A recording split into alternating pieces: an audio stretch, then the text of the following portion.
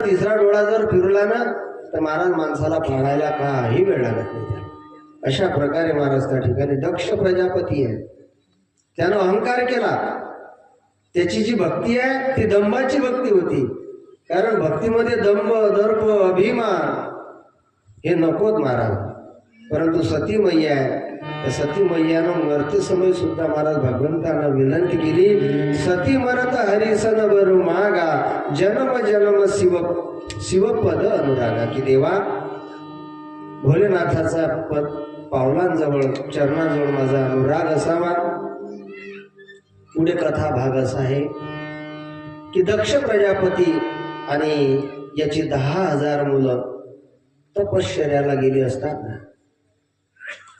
त्यांनी 10,000 मुलांनी महाराज अनेक वर्ष अनेक काळ तपश्चर्या केली. तपश्चर्या करून आल्यानंतर घरी परतले ते. तेवढ्यामध्ये नारदाची भेट त्यांना घडली. नारदाची भेट घडली. नारदजी म्हणता, का रे कुठं चालले? म्हणे घरी चाललो. म्हणे कशाने? म्हणे सृष्टीचा विस्तार करायला. नारदांना हसला ना, सृष्टीचा विस्तार तुम्ही काय करसाल? नारदांनी त्यांना समजून सांगितलं की अरे, मानवाचा जन्म मिळाला, माणूस जन्मान मोल रे, हा इसे मिट्टी में मत घोल रे, अभी तो मिला है फिर न मिलेगा कभी, परत भेटणार नाही. आणि म्हणून जा परत तपश्चर्या करा. 10,000 पुत्र नारदानं परत तपश्चर्याला लावली. आणि दक्ष प्रजापतीला क्रोध आला. मग दक्ष प्रजापती नाना प्रकारे नारदाला बोलायला लागला, नारदा हे तुझं शोभलं नाही, असं नाही तसं नाही. आणि शाप दिला त्या ठिकाणी दक्ष प्रजापती नारदाला, जा तुझं पाऊल एका ठिकाणी टिकणार नाही, एका ठिकाणी स्थिर तू राहशीलच नाही. श्राप दिला नारदाला. परंतु नारदानं महाराज संतांचं हृदय हे विशाल आहे. संत अंतकरण मऊ आहे महाराज. अशा प्रकारे त्यांचं अंतकरण चित्त कोमल आहे. अशा प्रकारे कोमल चित्ताचे असलेले श्री नारदजी दक्ष प्रजापतीला त्या ठिकाणी वर देतात. हे दक्ष प्रजापती राजा, जा तुझ्या पोटी जगदंबा भवानी माता येईल तुला पोटी जन्माला. हा, आणि अशा प्रकारे दक्ष प्रजापतीला आनंद झाला. माता भवानी माझ्या पोटी जन्माला येईल, आनंद झाला त्याला. आणि सांगितलं, दक्षा अरे, ही तुझी 10,000 जी मुलं आहे जी मी तपश्चर्याला पाठवली, हे सृष्टीच्या लायक नाही. का? कारण ते किन्नर आहे, त्यांच्यापासून उत्पत्ती होणार नाही. आणि मग हा दक्ष प्रजापती महाराज रडायलाच लागला. नारदाचे पाय धरले, नारदजी मला माफ करा, मी तुम्हाला श्राप दिला. हा, आणि त्या ठिकाणी महाराज सांगा मी काय करू? त्यावेळेस नारदानं सांगितलं की तू प्रार्थना करते देवी भगवती मैयाची, तुझ्या घरी जर ती येते आहे तर त्याकरता तुला तिची प्रार्थना करावी लागेल, तुझी सेवा करावी लागेल, तुला साधन करावं लागेल. हा, आणि कारण साधन चतुष्टय हे महाराज संत संगतीशिवाय प्राप्त होणार नाही. हरीची प्राप्ती संत संगतीशिवाय नाही होणार. हरी प्राप्तीशी उपाय धरावे संतांचे पाय, तेने साधती साधने कुटती भवा, संताविना प्राप्ती नाही. ऐसे वेद देती ग्वाही, एका जनार्दनी संत,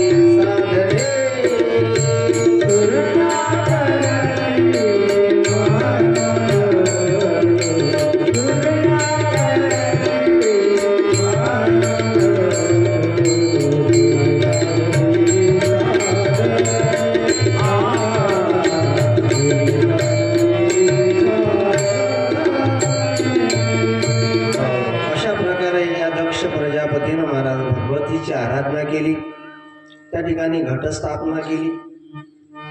9 दिवस महाराज जागर घातला देवीचा. गोंधळ केला देवीचा. गोंधळाला येई माझी माता अंबाबाई, गोंधळाला येई माझी माता अंबाबाई,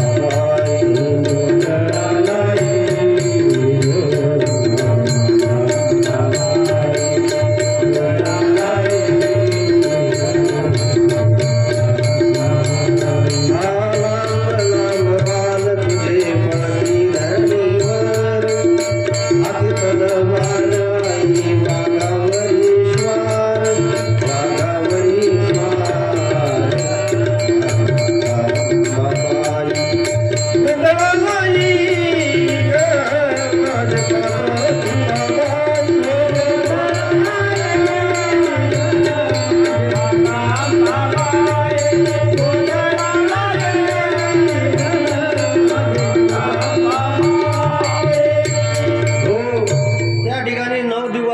आणि त्या 9 दिवसाचा उपवास केला. या दक्ष प्रजापतीनं साधना केली नवविधा भक्तीची.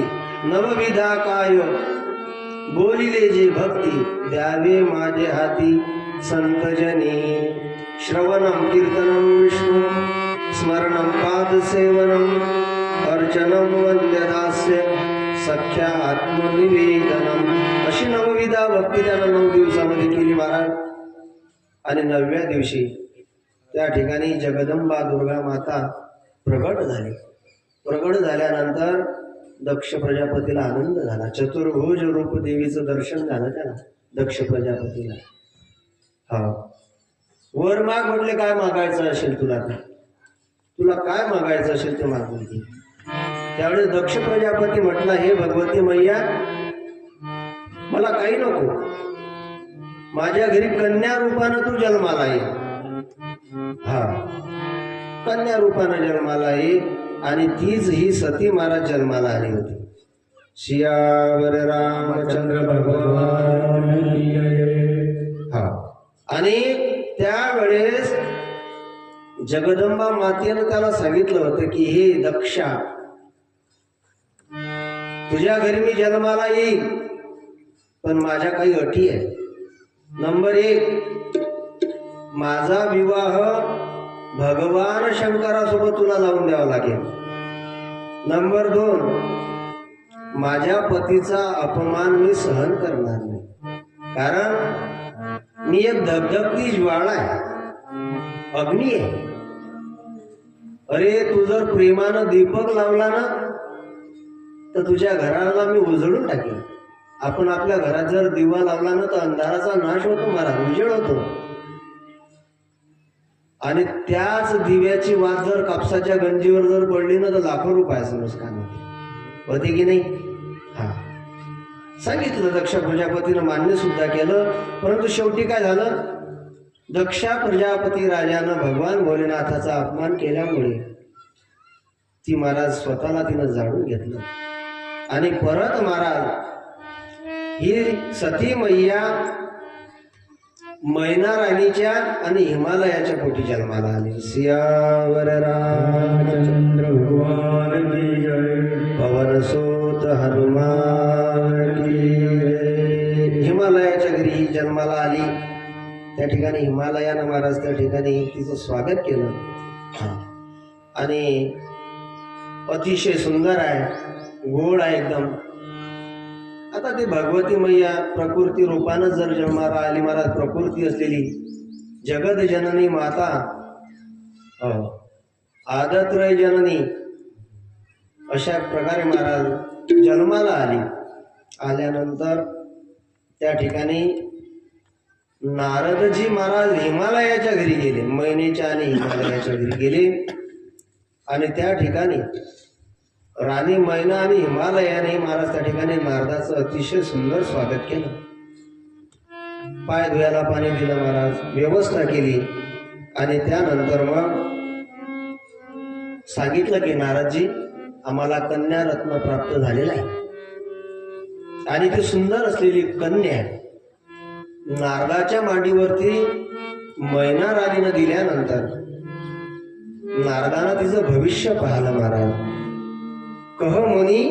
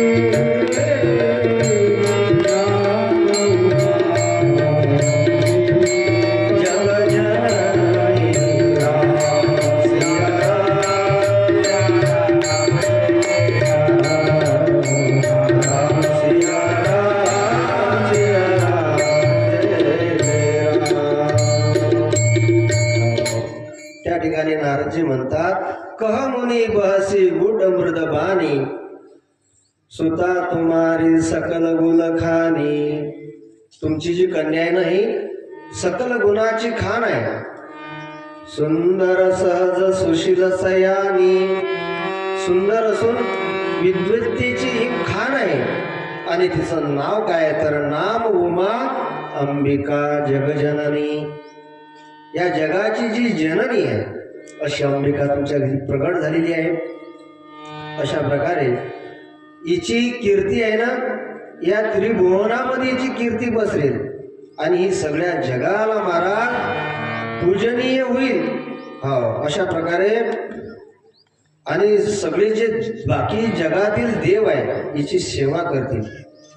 सगळं ठीक आहे. आई वडिलांना फार आनंद झाला. पण आता पण म्हटल्यानंतर दुःख आहे. नारदजीनं पण म्हटलं. पण म्हटल्यानंतर मैनेचा चेहरा पडला. मैना म्हणते, नारदजी पण का बरं, पुढे काय? तर त्या ठिकाणी नारदजी सांगतात की हिला जोगी जटिल अकाम आणि अशा प्रकारचा पती मिळेल. हा सांगा आता तुम्ही कोणत्या आईला आनंद होईल हो? एखाद्या आईला जर म्हटलं की हे फार विद्वान महाराज आहे पण यांच्याकडे शेती भीती काही नाही, विद्वान महाराज आहे, त्या आईला वाटेल का आपली मुलगी त्या महाराजांना द्यावी? वाटेल का? कितीही विद्वान असला तरी सुद्धा महाराज आपल्या मुलीचा हात आईला द्यावा वाटत नाही. आणि म्हणून त्या ठिकाणी महाराज सांगितलं की हिचा जो पती आहे हा जोगी म्हणजे गोसावी असेल. अशा प्रकारे महाराज त्या ठिकाणी तिला दुःख झालं. कारण भगवान भोलेनाथाचंच हे सगळं वेश आणि त्या ठिकाणी वर्णन केलेलं आहे. जोगी जटिल अकाम मन लगन मंगल भेस, अस स्वामी यही कमिली परिहस्त शिरेख. हिच्या हातावरली जी रेषा आहे हे असं सांगत आहे.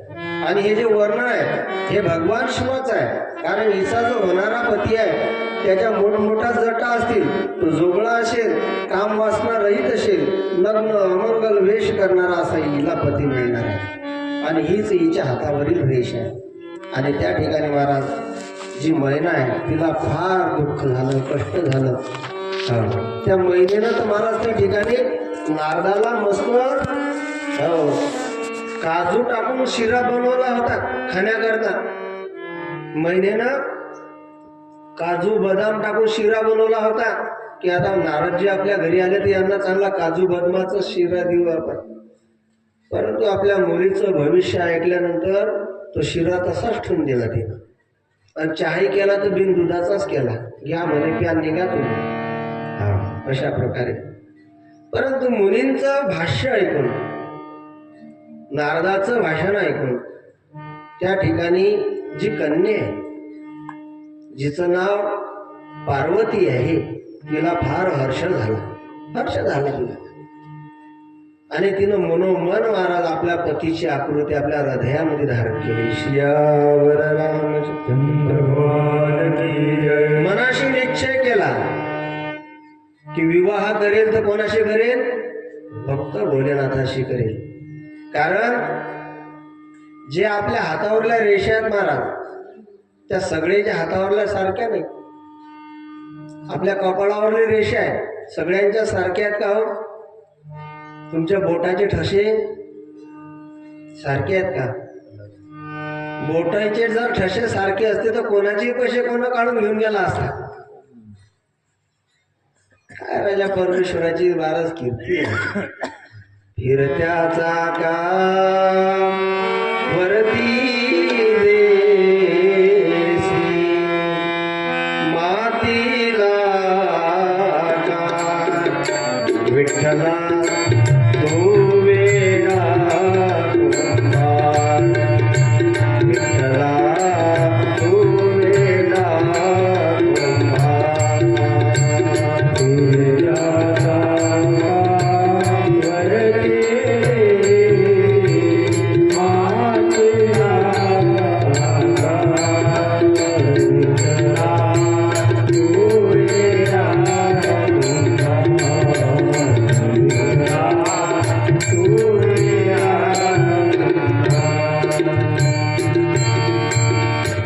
फिरत्या चाकावरती. काय तो कुंभार आहे, काय त्याची घडण आहे महाराज, की तो मातीला आकार देतो महाराज. पंचतत्वाची माती तिला आकार देतो आणि या देहाची निर्मिती म्हणजे हा माठ तयार करतो. पण सगळे माठ सारखे नाहीत वा, आहेत काय आहे? पण सगळे जर सारखे असते तर काय झालं असतं? नंबर टाकावं लागले असते कपाळावर. मोटरसायकलवर नंबर आहेत तसे. कोण्याही गावात जा, कोण्याही तालुक्यात जा, कोण्याही जिल्ह्यात जा, माणसासारखा माणूस नाही आपल्या महाराष्ट्रात तरी. बाकीच्या देशांचं वेगळं आहे, तिकडे जरा काय साम्य. काय तो कुंभार, काय त्याची घडण. आपले कुंभार बरोबर तुम्ही गावोगावीचे किती हुशार असला तरी ओळखू येते की हे दुसऱ्यानं बनवलं, हे तिसऱ्यानं बनवलं. म्हणजे प्रत्येकाची घडण ही वेगळी आहे. आमच्या गावातली म्हातारी बाजारला गेली, मी नेहमी दृष्टांत सांगत असतो. म्हातारीनं माठ आणला बाजारातून आणि ॲटोमध्ये बसली ती आणि तो गतिरोधक आला आणि ते गतिरोधक आला त्या माठाला पडलं छिद्र. म्हातारी घरी आली आणि पाहिलं तर माठाला छिद्र होतं. म्हणे बरं झालं व माय, म्हणे पाणी नाही भरलं याच्यात, नाही आता बुहाऱ्यानं वापस नसता घेतला. म्हणे आता खरं सांगा छिद्र कोणाच्यानं पडलं? ते म्हातारीच्यानं पडलं. पण मग म्हातारी मोठी चाप्टर. म्हातारी पुढच्या बाजारला गेलीच बा, पण ज्याच्यापासून माठ आणला ना त्याच्याकडे नाही गेली, दुसऱ्या बुवाकडे गेली. का रे म्हणे बाबा, म्हाताऱ्या माणसाला असं फसवता काय? म्हणे या माठाला तर छिद्र आहे म्हणे. तो म्हणे आजी चॅप्टरपणा करू नको म्हणे, मला काही फसायचं काम करू नको. ही आपली वस्तूच नाही, आपली घडणच नाही म्हणे. म्हातारी एका कुंभाराकडे नाही 4 कुंभाराकडे गेली, पण म्हातारीला वापसच पाठवला त्याने. जा म्हणे त्या निंबाच्या झाडाखाली बसेल बुड्डा आहे म्हणे, त्यानं बनवायला हा माठ. त्याच बुवाच्या हातची घडण आहे. म्हणजे एक कुंभार दुसऱ्या कुंभाराच्या हातची घडण ओळखते. परंतु भगवंतानं इतके माठ बनवले महाराज, पण माठासारखा माठ. अशा प्रकारे का ललाटीची लिहिली, चुकीचे न काही केले, काळे गोरे पण धुतले जाय न कधी. कारण सांगितलं की हे आई, माझ्या कपाळावरती जे रेषा आहे, काळ्या माणसाला गोरं होता येईल का हो? नाही होता आहे ना. आणि जे ललाटीमध्ये लिहिलेलं आहे, कपाळात रेषा जी लिहिली आहे, ती ब्रह्मदेव सुद्धा पुसू शकत. तो अधिकार ब्रह्मदेवाला सुद्धा नाही. फक्त एकदाच पुसलं महाराज ललाट. कोणाचं? कोणाचं पुसलं? सुदाम्याचं. सुदामा ब्राह्मण दुःखे दरिद्रे पिढला, मुष्टीभर पोहे घेऊन त्याच्या भेटी लागले. यक्ष श्री यक्ष करून टाकलं. अशा प्रकारे कारण ललाट पुसायची महाराज पावर कोणात नाही. कोण लिहिते बरं आपला 7-12? कोण लिहिणारी आहे? सटवी कोण लिहिते? 7-12 सटवी लिहिते 12दीच्या दिवशी. म्हणून त्या 12दीच्या दिवशी महाराज पूजनाच्या दिवशी ना तिचं असं स्वागत करावं, सटवीचं फुलं टाकून, माय चांगली लक्ष्मीच्या पावलानं ये आणि माझ्या बाळाचं चांगलं भविष्य घे, तिला विनंती करा.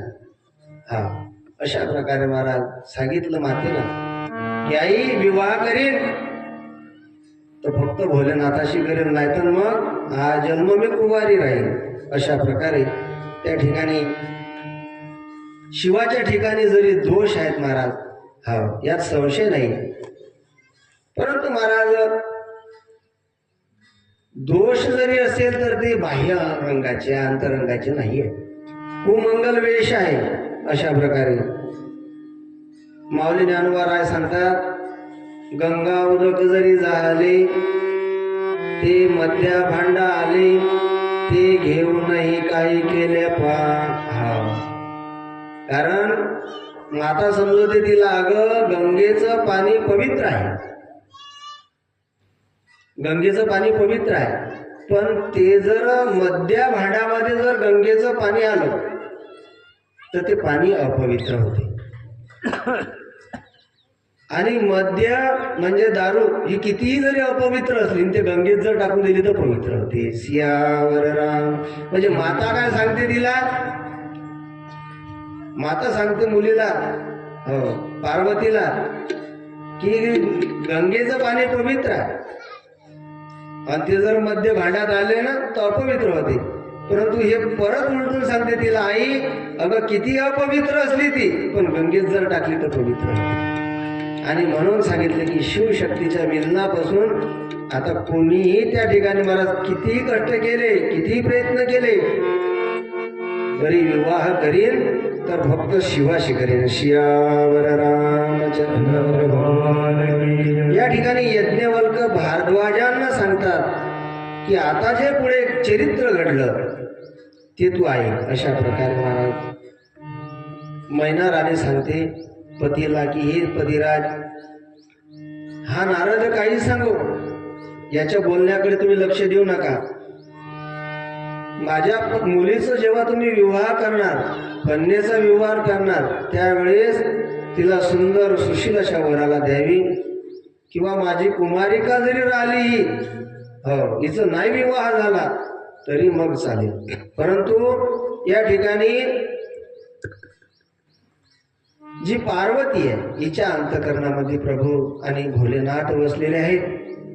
आणि म्हणून ज्या वेळेस ती थोडी फार मोठी झाली महाराज, तिला समज आली भोलेनाथाच्या प्राप्ती करता ती जप तप करायला लागली. सियावर रामचंद्र भगवान की जय.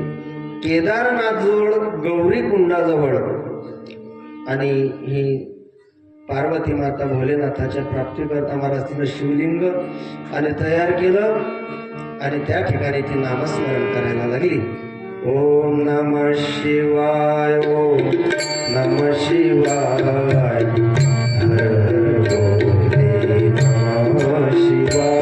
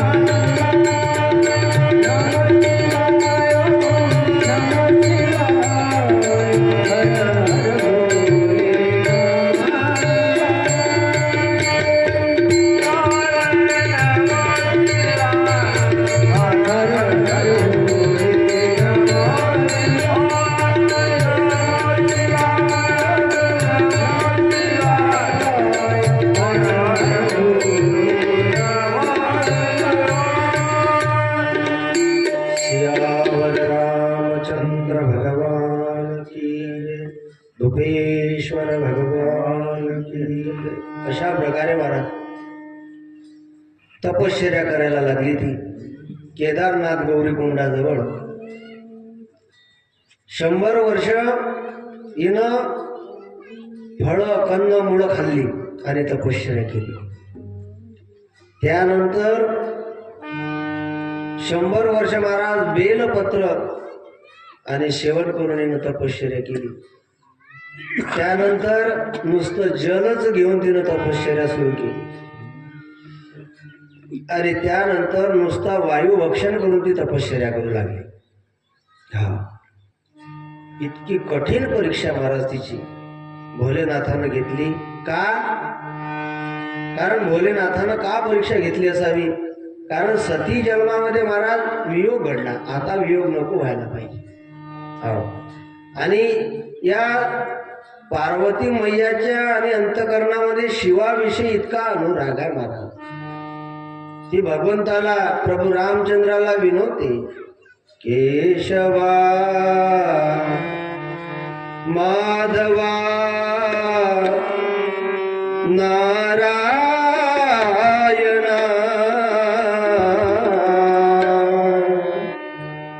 माझे मनोरथ पूर्ण करी देवा, माझे मनोरथ पूर्ण करी देवा, माझे मनोरथ पूर्ण करी देवा, माझे मनोरथ पूर्ण करी देवा. केशवा माधवा नारायणा, केशवा माधवा नारायणा माझे मनोरथ पूर्ण करी देवा, माझे मनोरथ पूर्ण करी देवा. केशवा माधवा नारायणा, केशवा माधवा नारायणा माझे मनोरथ पूर्ण करी देवा,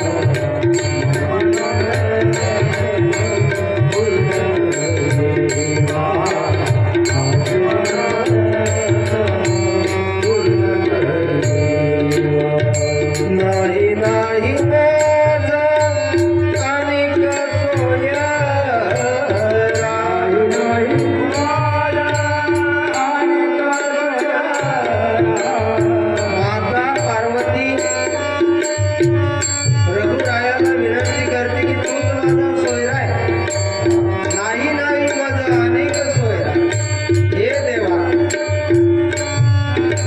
माझ्या अंतकरणामध्ये मी जे मानलेलं मनोरथ आहे, एक विनंती आहे देवा, फक्त एकदा माझं मनोरथ पूर्ण करा.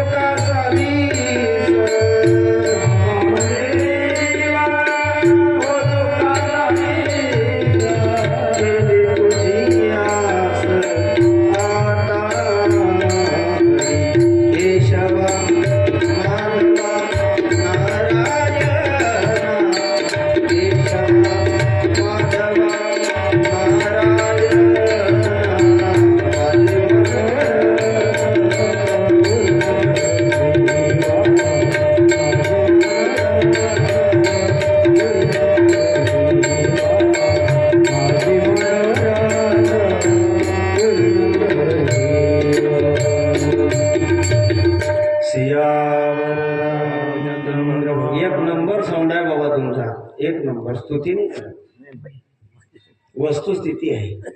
कारण मागच्या वर्षाचं रेकॉर्डिंग मी ऐकायला देतो, ते म्हणता महाराज आमच्याच्यानं असा साऊंड नाही लागला. म्हणलं तुमच्याजवळ भासणच नाही तशी. अरे किती युवा घासला, नुसता घासून अवजार लागते काय, तो पोलादही असावा लागते की नाही. नाही तर मग नुसतं घासतच बसलं तर एक निशाणा खलास होईल, एक युवा खलास होईल. म्हणलं मोबाईलची रेकॉर्डिंग आहे. मागच्या वर्षाची आपली रेकॉर्डिंग मी त्या साऊंडवाल्यांना बऱ्याच गावाला ऐकवली. म्हणत महाराज आमच्याच्यानं असा साऊंड लागतही नाही, आमचा साऊंड असा नाही. साऊंड चांगला म्हणून गायनाचा छंद वाटतो, म्हणून 2 कडू शिल्लक गाव वाटतात. एक नंबर साऊंड आहे. असा स्तुती नाही करणार तुमच्या, असं नाही की बुवा ज्याची खावी पोळीन त्याची बाजू टाळी. तुमच्या गावामध्ये आहे तोपर्यंत तुमच्या तोंडावरती तुमची स्तुती करीन, बाबू बाबू नाही. मागं सुद्धा महाराज तुमची आठवण येते. तुम्ही सोन्यासारखं लोक आहे राजा, काय सांगा तुम्हाला. तुमची आठवण मला, मी तुमचा आदर्श इतर गावांना सुद्धा सांगतो. सियावर रामचंद्र भगवान की जय. त्या सती महाराज पार्वती मातेला तपश्चर्या करीत असताना तिचं जे शरीर आहे ते अति क्षीण झालं. इतकं क्षीण झालं महाराज की देवादिक सुद्धा तिची तपश्चर्या करून महाराज घायल झाले. विचार करताय आश्चर्यचकित झाले. इतकी कोमल सुंदर ही स्त्री कन्या, राजकन्या, पण इतकं बरं कठोर तप कशासाठी करते आतापर्यंत तर कोणी केलंच नाही. अशा प्रकारे त्या ठिकाणी महाराज आकाशवाणी झाली की हे पार्वती, आतापर्यंत तुझी तपश्चर्या केली, त्या तपश्चर्याला निश्चित फळ मिळेल. आणि काहीच दिवसामध्ये तुला सप्त ऋषी भेटायला येते. आणि त्या ठिकाणी ती आकाशवाणी ऐकून गिरिजा राणीला महाराज हर्ष झाला. कारण इतका आनंद झाला तिला की आपल्या तपश्चर्याला फळ आलं. तिकडे भोलेनाथ त्यांची सुद्धा तपश्चर्या सुरू आहे. त्यांच्या सुद्धा अंतकरणामध्ये महाराज बिरागी झाले आहेत, ते वैरागी झालेले आहेत. आणि वैराग्यामध्ये महाराज सतत रामचिंतन आणि प्रभुनामाचा महाराज ते नामस्मरण करतात, जप करतात.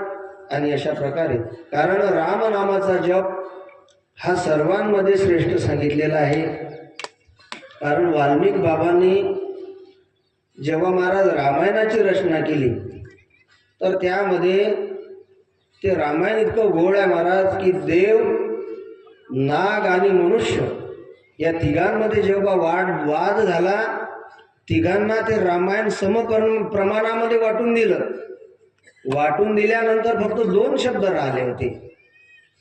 ते तिघांना वाटता येत नव्हते. 2 शब्द राहिले पूर्ण रामायण वाटून दिल्यानंतर.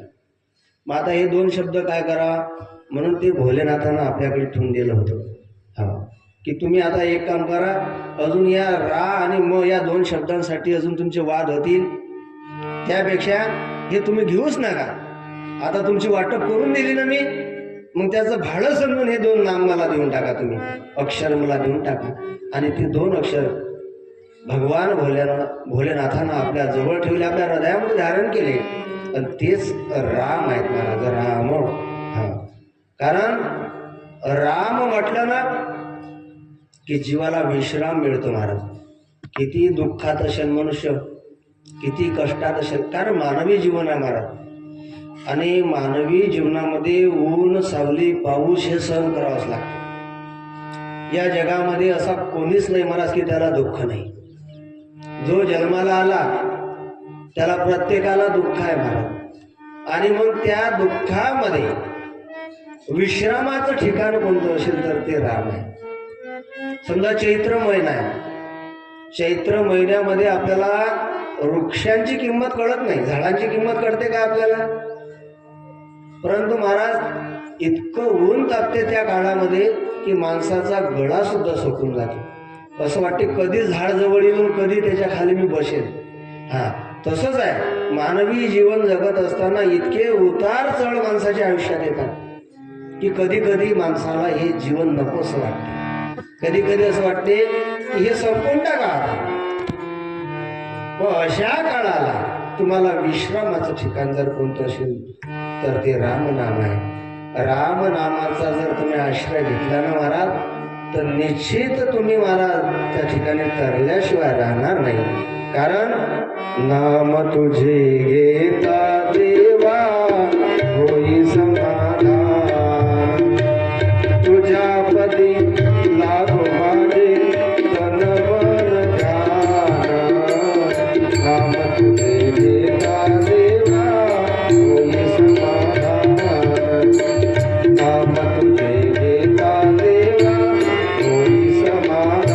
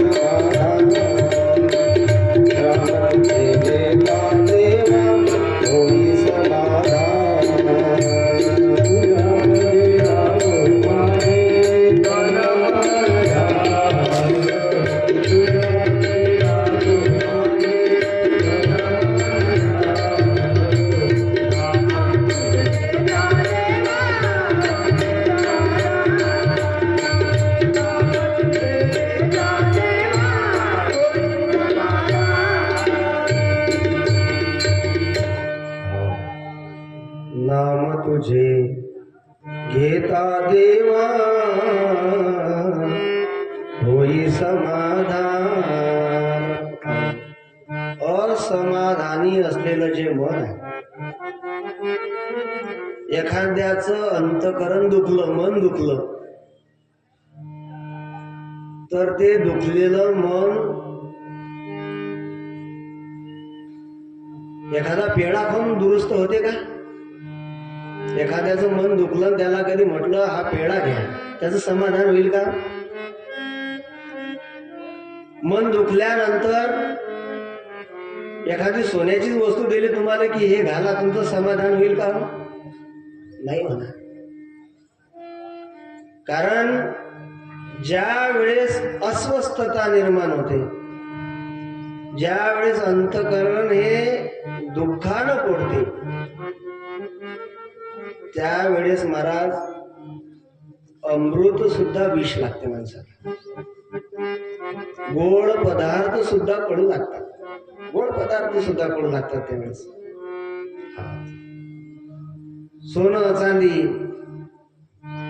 तुम्ही विचार करा, डॉक्टर वकील सारखे लोक महाराज, ज्यांच्या गळ्यामध्ये सोनं आहे, ज्यांच्या हातामध्ये 10 बोटांमध्ये अंगठे आहे, ज्याचा पगार लाखोना आहे, असा मनुष्य महाराज आत्महत्या करतो. का बरं करत असेल? त्याच्याकडे तर भरपूर सोनं आहे. सोनं कमवण्याकरता, पैसे कमवण्याकरता तर सगळ्यांची खटपट सुरू आहे की नाही? मग त्यानं समाधान मिळते का? मग मिळलं असतं तर हे असं केलं असतं का? मग असा ज्या वेळेस महाराज दुपारची वेळ, उन्हाची वेळ आपल्या आयुष्यामध्ये येईल, त्यावेळेस या अंतःकरणाला समाधानाची गरज आहे, विश्रामाची गरज आहे. आणि ते विश्राम, ते ठिकाण रघुरायाचं नाम आहे महाराज. अशा प्रकारे रघुरायाचं ध्यान करीत असताना, कारण या ठिकाणी सुद्धा हाच विषय आहे, भोलेनाथाच्या अंतःकरणात विषाद आहे आणि ते विश्राम व्हावा, संतोष मिळावा म्हणून प्रभू रामचंद्राचं ध्यान सुरू आहे. आणि ध्यान करत असताना प्रभू रामचंद्राच्याच कृपेनं त्यांना ज्ञात झालं की त्यांच्या प्राप्तीकरता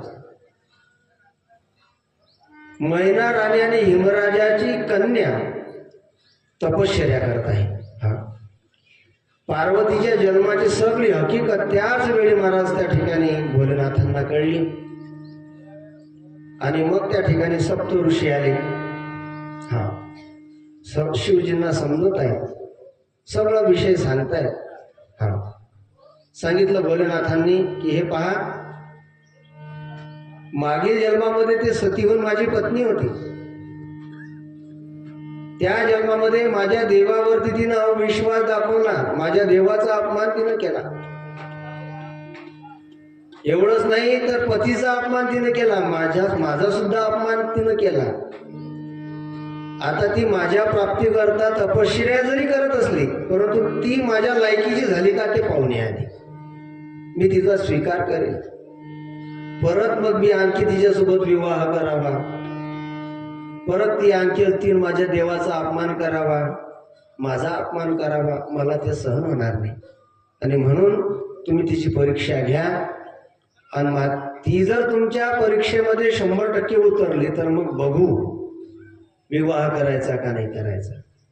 आणि मग त्या ठिकाणी सप्त ऋषी वशिष्ठ, विश्वामित्र, कण्व, भरद्वाज, अत्री, वामदेव, शौनक आणि हे सप्त ऋषी या सती मातेची परीक्षा घेण्याकरता गौरीकुंडाजवळ आले. आणि ज्या वेळेस त्या सप्त ऋषींनी उमेला पाहिलं, पार्वतीला पाहिलं, तर त्या ठिकाणी मूर्तिमंत त्या ठिकाणी तपस्या त्यांना दिसली. तपस्या कशाला म्हणावं ती दिसली. आणि त्या ठिकाणी सप्त ऋषी विचारतात की हे शैलकुमारी, एवढी महान तपस्या, कठीण तपस्या तू कोणाच्या प्राप्तीकरता करत आहे? एवढी उपासना करत असताना इतकं दुःख कष्ट तुम्ही सहन केले, हे कोणाच्या प्राप्ती करत आहे? त्यावेळेस महाराजांनी उत्तर दिलं की भगवान शिवासोबत विवाह व्हावा. आणि म्हणून मग त्या ठिकाणी भगवान भोलेनाथाच्या प्राप्तीकरता मी ही तपश्चर्या केली. त्यावेळेस हे सप्त ऋषी हसायला लागले. बर, कुणाच्या सांगण्यावरून केली? नारदाच्या सांगण्यावरून केली. मग जोरात हसायला लागली. माता पार्वती म्हणते, हो ऋषींनो,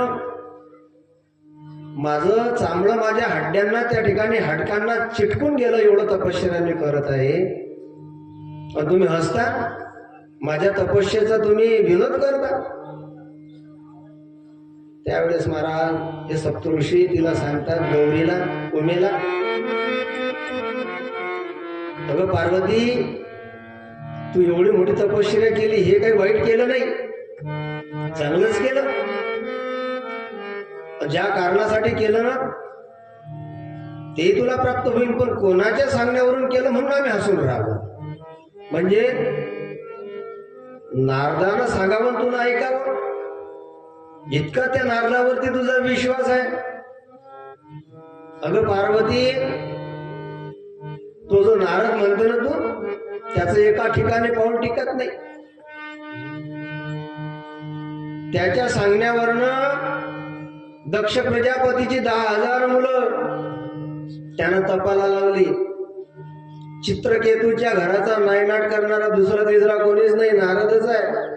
अशा प्रकारे जो नारदाचं ऐकेल ना तो भिकारी झाल्याशिवाय राहत नाही.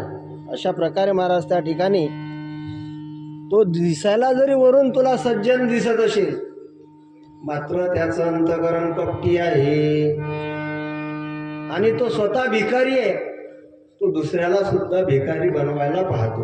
अशा प्रकारे त्यावेळेस महाराज सांगायला लागले, पार्वतीचा काही विश्वास बसत नाही. सुनत वचन बियसे ऋषे गिरी संभव तब देह अशा प्रकारचा दोहा आहे. परंतु सती माता सांगते की हे पहा ऋषी मुनींनो, नारदाच्या वचनावरती माझा विश्वास आहे. संताची पायी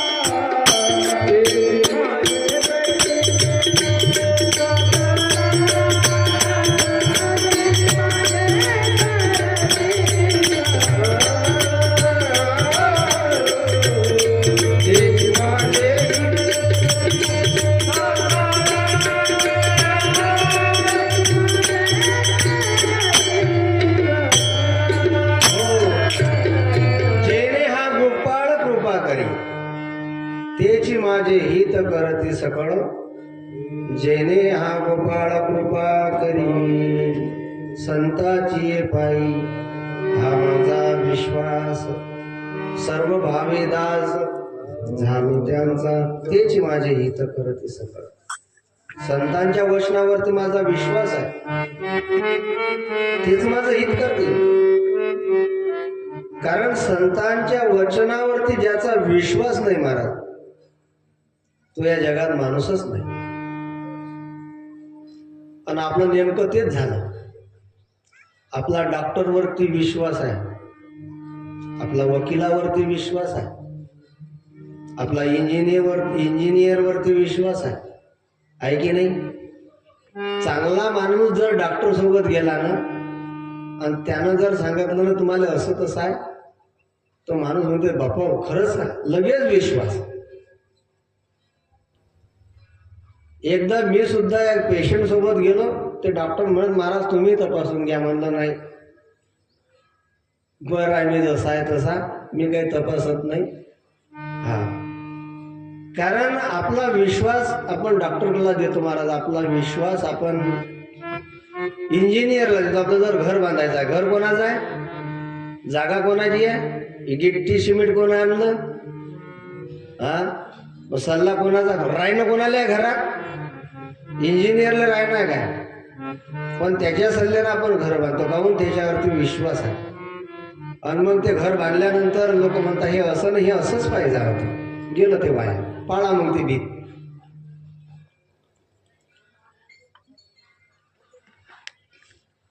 त्या ठिकाणी उमा म्हणते संतांच्या शब्दावरती माझा विश्वास आहे, सर्व भावेदास त्यांचा. पण ते सप्त ऋषी सांगता अगं उमे, हो तो उदास आहे, कुवेश करणार आहे, प्रेताची कवटी हातात घालतो, कुलीन नागळा घरणाधार, अशा प्रकारे भुजंग त्याच्या अंगावरती खेळतात.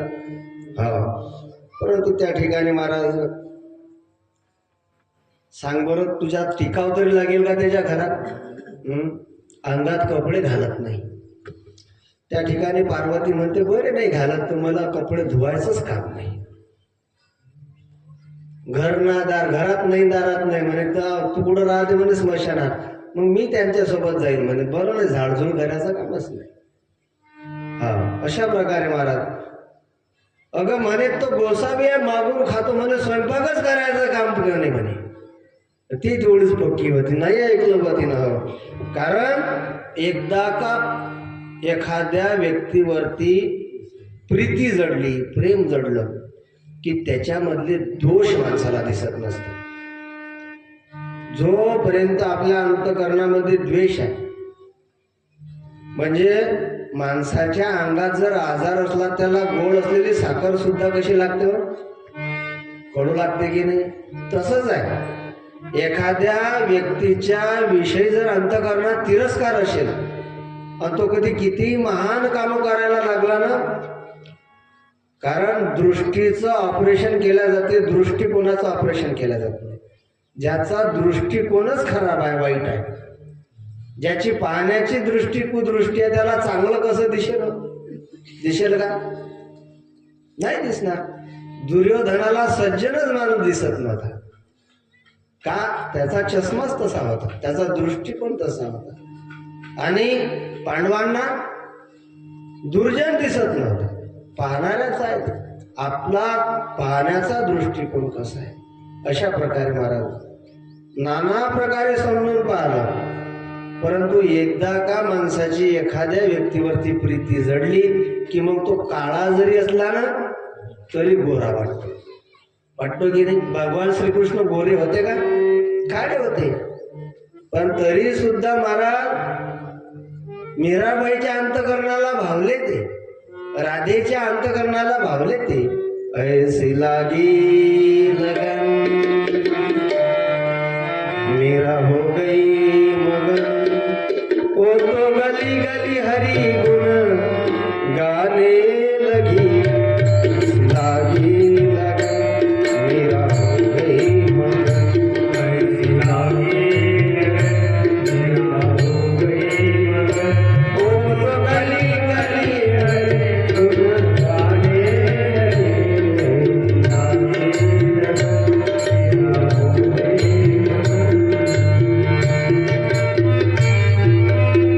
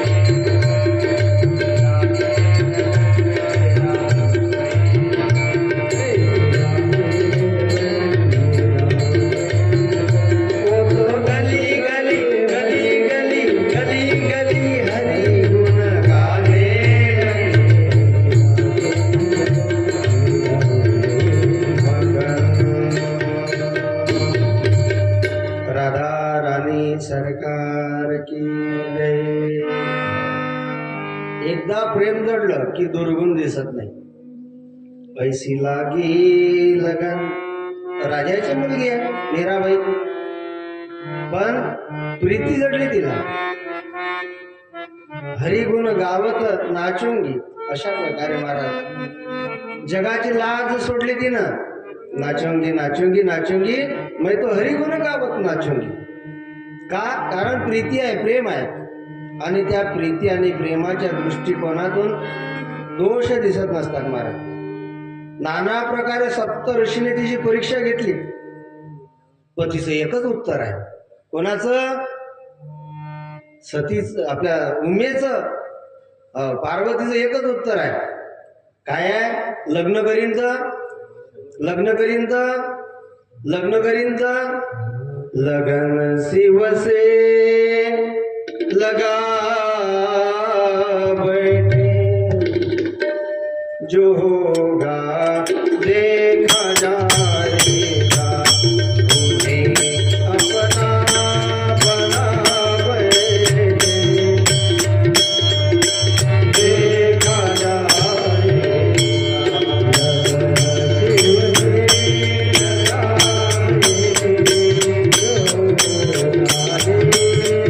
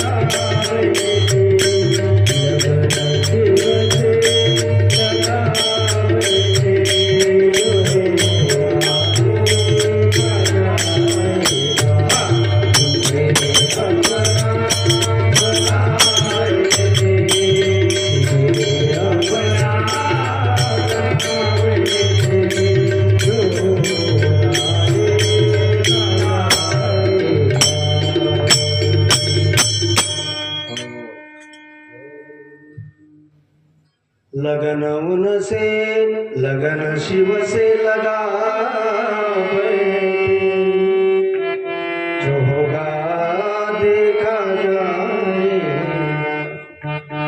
इन्हें अपना बना बैठे, जो होगा देखा जाएगा. त्या ठिकाणी पार्वती म्हणते मला दुनियाची पर्वा नाही. कोणी मला हसलं, कोणी मला नावं ठेवली ना तरी मला कुणाची पर्वा नाही, परंतु मी लग्न करीन ना शिवाशी करीन. कारण भोलेनाथ शिव आणि पार्वती, पुरुष आणि प्रकृती हे एकापासून विभक्त कधीच होऊ शकत नाही महाराज. कारण सोनं आहे आणि हे सोनं खाणीमध्ये जरी जन्माला आलं महाराज तरी त्याला जंग लागत नाही. लागतो का? सोनं आहे त्याला कितीही जरी महाराज आणि उष्णतेमध्ये गरम केलं, भात्यामध्ये गरम केलं तरी ते पिघळेल, पाणी होईल त्याचं, पण त्याचा मूळ स्वभाव कधी तो बदलत नसतो आणि ते महाराज वेगळं होत नाही. तसं आता ते अशक्य आहे. शिव आणि शक्ती यांचा वियोग होणं कधीच महाराज आता नाही होणार, ते वियोग अशक्य आहे ते. अशा प्रकारे त्या ठिकाणी महाराज, कारण माझा देव हा भोळा आहे. माझा देव कसा आहे? भोलेनाथ भोळा. पण माझा माणूस एवढा भोळा असून सुद्धा मला तो टिकवता आला नाही. कोण म्हणते? पार्वती म्हणते माझा देव इतका भोळा आहे पण मला टिकवता नाही आला. कारण टिकवणं आणि न टिकवणं हे आपल्या हातात आहे. मी पहिले सांगितलं पतिव्रतेचा धर्म, की जी पतीच्या जगण्यानं जगते त्याच्या मरण्यानं मरते, त्याच्या सुखात सुखी त्याच्या दुःखात दुःखी. आपला पती रोगी असेल, कष्टी असेल, दारिद्र्य असेल, परंतु त्याच्यामध्ये महाराज हरिभाव ठेवून जी स्त्री त्याची पूजा करते, ती त्याची सेवा करते, तिला वैकुंठाची प्राप्ती होत असते. अशा प्रकारे कारण प्रेम आहे ते, त्यामध्ये दोष दिसत नसतात. अशा प्रकारे माझा देव भोळा आहे पण मला तो टिकवता आला नाही. आणि काही बायाचं तसंच होते, भोळा असलेला देव पती त्यांना टिकवता येत नाही. अशा प्रकारे शिव भोळा चक्रवर्ती त्याचे पाय माझे चित्ती, वाचे वदता शिवनाम दयावादी कुरोदका. धर्म अर्थ काम मोक्ष शिव देखता प्रत्यक्ष, एका जनार्दनी शिव, एका जनार्दनी शिव,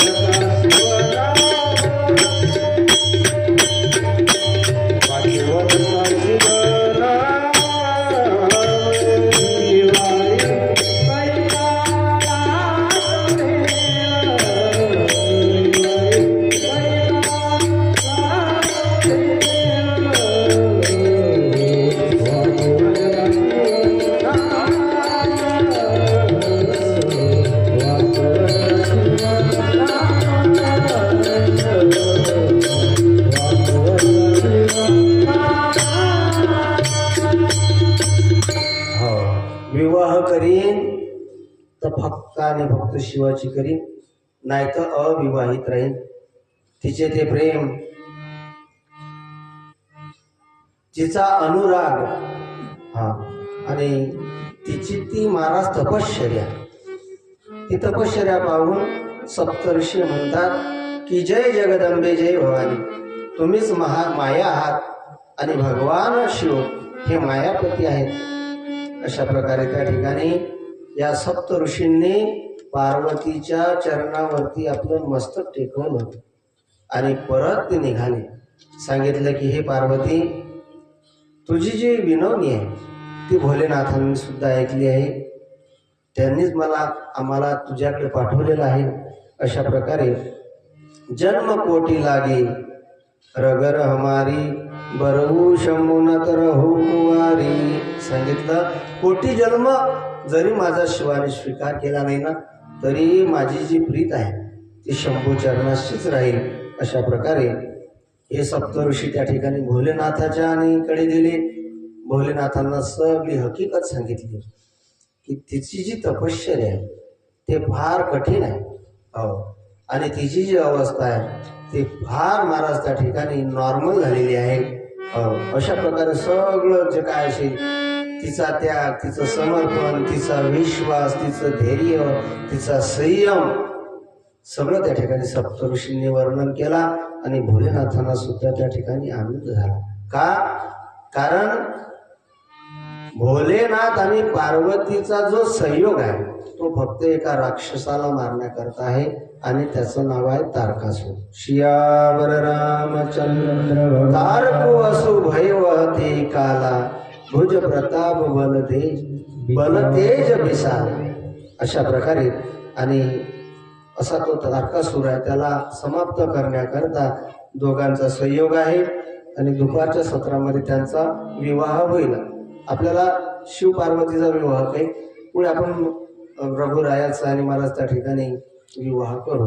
आता आपला कथेचा टाइम झाला.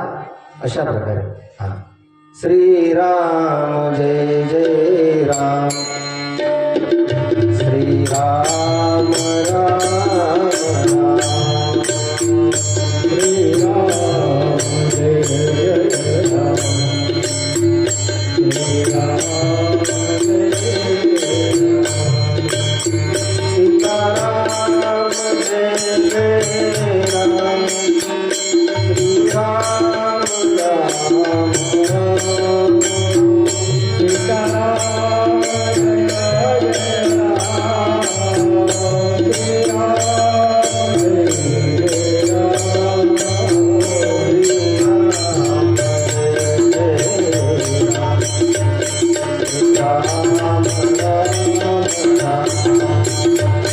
श्रीराम जय जय राम,